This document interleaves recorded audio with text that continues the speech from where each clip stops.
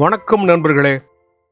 யாக்கோபு சித்தரையா தமது வாதசூத்திரம் 400 வாசியை பற்றி மிக எளிமையாக யாவரும் எளிதில் கடைபிடிக்கும் வண்ணம் குழப்பமே இல்லாமல் தெளிவாக விளக்கியிருக்கிறார். 6 பாடல்கள், அருமையான விளக்கம். வாசியோகத்தை பலரும் பல சித்தர்களும் பல மகான்கள் ஆவதற்கும் ஆன்ம ஒளியை காண்பதற்கும் கற்கவும் கற்றும் தேறியிருக்கிறார்கள். வாசியையும் யோகத்தையும் அறிந்து கொள்ள பல வழிகள் இருக்கின்றன. அமைதியில்லாத மனதை அமைதி தேடி இங்கேயாவது அமைதியாக இருந்து விடுகிற மூச்சும் கூட வாசியாகலாம். அமைதியை கொடுக்கின்ற, ஆனந்தமடைகின்ற, யாருக்கும் தெரியாத, மற்றவர்களால் அறியப்படாத, தனக்குள் மட்டுமே சுவாசித்து உணர்ந்த ஆனந்தமயம் கூட வாசியோகம் என்றும் சொல்லலாம். தந்தையிலிருந்து கிடைத்த உயிரும் தாயிடமிருந்து கிடைத்த உடலும் பெற்ற பின்பு பிண்டமாய் வருகின்ற சிசுவுக்குள் ஆன்மா புகும் தருணத்தில் வாசி துவங்குகிறது. உயிரும் உடலும் ஆன்மாவும் வாசியால் ஒன்றுக்கொன்று கலந்து வளர்ந்து மனிதனாக வாழ்ந்து மறையும் வரை வாசி கூடவே வருகிறது. வாசியோகம்தான் என்ன என்பதை யாக்கோபு சித்தரையா சொல்லித் தருகின்ற பாடலுக்குள் போகலாமா? கொள்ளவே வாசியது மார்க்கம் சொல்வேன். சீடர்களுக்காகவும் உலக மக்களுக்காகவும் சொல்ல துவங்குகிறார் யாக்கோபு சித்தரையா. கேட்கிறதுக்கும் கெட்டதுக்குமாக சொல்லுகிறேன் கேளுப்பான்ட்டு. மெல்லவே சந்திரனார் கலையில் வாங்கி, மெதுவாக சூரியனார் கலையில் ஆக்கு. மூச்சை உள்ள இழுக்கும் போது மெல்ல இடது நாசித்துளையில், அதாவது சந்திரகலையில் உள்ளே இழுப்பதும், வலது நாசித்துளையில், அதாவது சூரிய கலையில் மூச்சை விடுவதுமாக மூச்சை உள் இழுத்து வெளிவிடுவதை மனதால் உணர்ந்து நோக்கிப்பாரு. இதையே கருவாக இடது நாசியில் உள்ளிருந்தும் வலது நாசியில் மூச்சை வெளியில் விட்டும், வலது நாசியில் மூச்சை உள்ளே இழுத்தும் இடது நாசியில் மூச்சை வெளியில் விட்டும் கவனமாக கருத்தில் கொண்டு பழகி வர வேண்டும். ஆரம்பத்தில் மூச்சை உள்ளே இழுப்பதையும் இடது வலது என்பதை விரல்களால் நாசித்துவாரத்தை அடைத்து மூச்சை இழுத்து பிறகு வெளியில் விடுவதை பழக்கமாக செய்த பின்பு விரல்களை கொண்டு நாசித்துவாரங்களை அடைக்காமல் மூச்சை இழுக்கவும் மூச்சை வெளியில் விடவும் கருத்தாக பழக்கப்படுத்தி கொள்ளப்பான்னு சொல்லிட்டு அடுத்த பாட்டுல மூச்சை சந்திரகலையிலும் சூரிய கலையிலையும், அதாவது இடது நாசித்துளையிலையும் வலது நாசித்துளையிலையும் விரலை வைக்காமலே மூச்சை உள்ளே இழுக்கவும் வெளியே விடவும் பழகியாச்சு. ஆனா மனசு அலைபாயுதே, ஒரு நிலை படுத்த முடியலையே.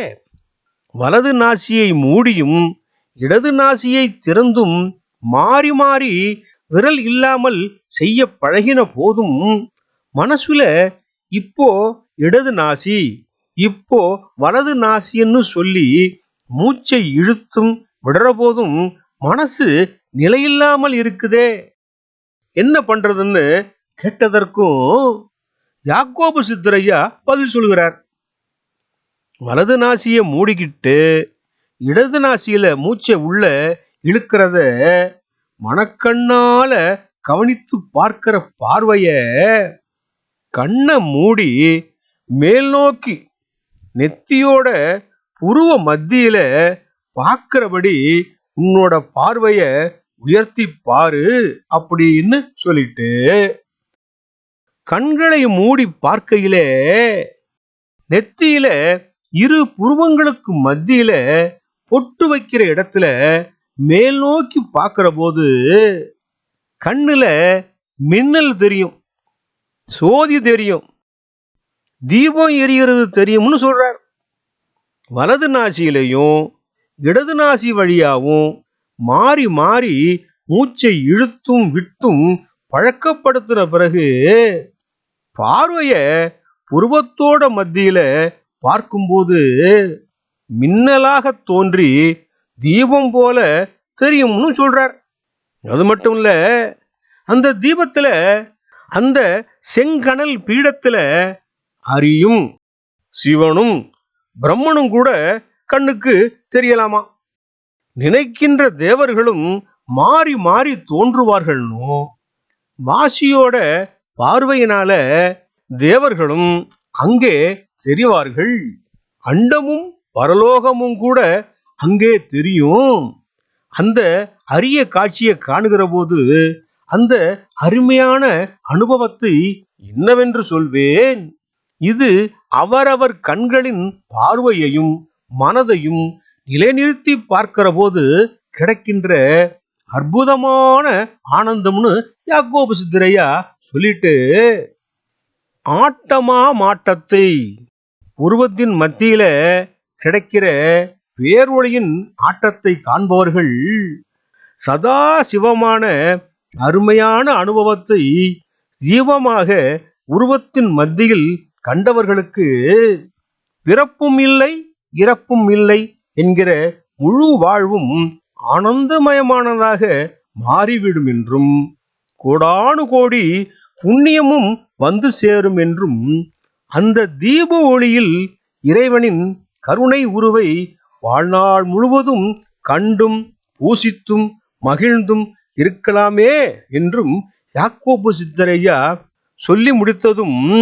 அடுத்ததாக வாசியின் பார்வையால் தீப ஒளியை கண்டு மகிழ்ந்திருக்கலாம் என்றாலும் இன்னும் ஒரு விண்ணப்பத்தை கேட்கிறேன், தயை கூர்ந்து உள்ளதை உள்ளபடி சொல்லித் தாருங்கள் இறைவா என்று வேண்டிவிட்டு, செருக்கான ஊமை என்றால் என்னதையா, அதற்கான விடையையும் எழுத்தாக தந்திட வேண்டுமென்று கோருவதாக சொல்லிவிட்டு, செருக்கான ஊமை என்றால் எல்லாம் தெரிந்து கொண்டவர்கள், தெரிந்து கொள்ளும் வல்லமை கொண்டவர்கள் அமைதியாகி போவதுண்டு. அப்படி அமைதியாவதில் கூட புகழுண்டு, சிறப்புண்டு. அமைதியாகி போவதென்பது ஆழ் மனதில் சோதி பிளம்பாக தம் புருவத்தின் மத்தியில் தீப ஒளியாக காண்கிற ஆனந்தம் கூட அமைதியாக்கிவிடும். அத்தகைய அமைதியை செருக்கான அமைதி என்று சொல்வதும் சரிதானே. இன்னும் சொல்வதென்றால், கலங்கியே கேட்டாக்கால் சித்தரெல்லாம் கருவான ஊமை அதை சொல்ல மாட்டார்கள்னு சொல்றார். உரிமையா கேட்டுவிடு, சித்தர்கள் சொல்லி விடுவார்கள். சித்தர்கள்கிட்ட கவலையா கலங்கி கேட்க கூடாது, உரிமையா கேட்டுறணும். உரிமையா கேட்டுவிடு, சித்தர்கள் சொல்லி விடுவார்கள். அன்பாக கேட்டுவிடு, ஆறுதலாக சித்தர்கள் சொல்லித் தருவார்கள். கருவான ஊமை என்பதை உலக மக்களுக்கு சித்தர்கள் சொல்லாமல் மறைத்து விட்டார்கள். தாம் சொல்லித் தருவதாக யாக்கோபு சித்தர் சொல்லிவிட்டு, எழிலான ஊமையதை எளிதாக சொல்வேன். நலம் கிடைக்கக்கூடிய ஊமை என்பது மகாரம் தாண்டா. நம்பிக்கை இல்லாத, செய்து பார்க்க துணியாத மக்களுக்கு சொன்னாலும் புரியாதுன்னு சொல்ல வேண்டாம்னு சொல்றார். மகாரம் என்பது என்ன? இடது நாசியிலிருந்து செல்லும் காற்று அகாரம் என்றும், வலது நாசியிலிருந்து செல்லும் காற்று உகாரம் என்றும் சொல்லப்படுகிறது. ஆழ்ந்த தியானத்தில் இருக்கும்போது இடது நாசியில் செல்லும் காற்றின் ஒலி ஆ என்ற ஓசையுடனும், வலது நாசியில் செல்லும் காற்றின் ஒலி ஊ என்ற ஓசையுடனும் செல்வதையும், புருவத்தின் மத்தியில் பார்வையை செலுத்தியபடி அமைதியாக இருக்கும்போது கூட உணரலாம். மிக இனிமையான அனுபவமாக இருக்கும். வெளியில் விடும் மூச்சையும் உள்ளே இழுக்கும் மூச்சையும் சரியாக பயிற்சி செய்து அண்ணாக்கில் ஒலியாக தருகின்ற போது அந்த ஒலியானது சுழிமுனை என்று சொல்கின்ற தலையின் உச்சி வரை சென்று அதிரும். உதாரணத்திற்கு சிலர் ஹம்மிங் செய்கிற பழக்கம் உள்ளவர்களாக இருக்கலாம். அப்படி ஹம்மிங் செய்கிற போது வாயை மூடி மூக்கையும் மூடி ஒலி செய்யும் போது சிறிய அதிர்வு தலை வரைக்கும் செல்வதை கூட உணர்ந்திருக்கலாம். அந்த அதிர்வை உணர்கின்ற இடம் தலையின் சுழிமுனை என்று சொல்லுகின்ற மகாரம் எனப்படுகிறது. இந்த அனுபவத்தை செய்து பார்க்காத மக்களுக்கு இதை உணர முடியாது. பழக்கத்தால் எல்லாம் கிடைக்கும். அடுத்ததாக 8-2 அப்படின்னா என்னவென்று கேட்கிறதாக இந்த பாடல் சொல்லப்பட்டிருக்கிறது. 8-2 என்னவென்று கேட்கின்ற சீடர்களுக்கு கரைத்த புளியைப் போல தெளிவாக சொல்கிறேன் என்று சொல்லிவிட்டு, அகாரம் அது 8 இடது நாசியில சந்திரகலையில மூச்சை இழுப்பதும் வலது நாசியில சூரிய கலையில மூச்சை இழுப்பதும் 8 வினாடிகள் எடுத்துக்கொள்வதோடு மூச்சை நெஞ்சில் நிறுத்திடும் அளவு 16 வினாடிகளாக 8 2 மடங்காக இருக்க வேண்டும் என்றும் தம் சீடருக்கு சொல்கிற போது, இதை உனக்காக சொல்கிறேன், மைந்தனானாலும் தெரிந்து கொள்ள மனமில்லாத ஆர்வமில்லாதவர்களுக்கு சொல்ல வேண்டாம் என்றும் சொல்கிறார். மூச்சு பயிற்சியையும் பிராணாயாமத்தையும் தெரிந்த அனுபவமுள்ள நல்ல ஆசிரியர்களை கொண்டு கற்றுக்கொள்வதும் மூச்சு பயிற்சி செய்யும் அளவுக்கு உடல் நலம் இருக்கிறதா என்பதையும் தெரிந்து கொண்டும் பரிசோதித்த பிறகும் செய்வது நல்லது. முறையான மூச்சு பயிற்சியால் உடல் நலம் சிறப்பாக இருக்கும் என்பது கண்கூடானது. எல்லோரும் செய்கிறார்கள் என்று மூச்சு பயிற்சியை செய்ய துவங்குவதும் பாதியிலே திரும்புவதும் சரியான பலனை தராது. இந்த மூச்சு பயிற்சி மிகவும் எளிதானது.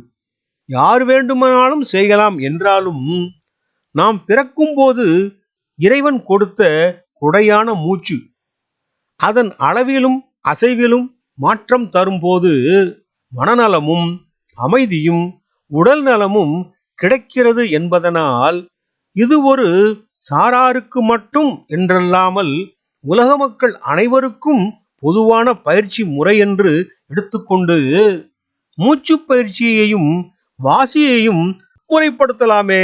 நல்ல விஷயம் தானே. பதிவை பார்த்தவர்களுக்கும் பகிர்ந்தவர்களுக்கும் கோடானு கோடி நன்றிகள்.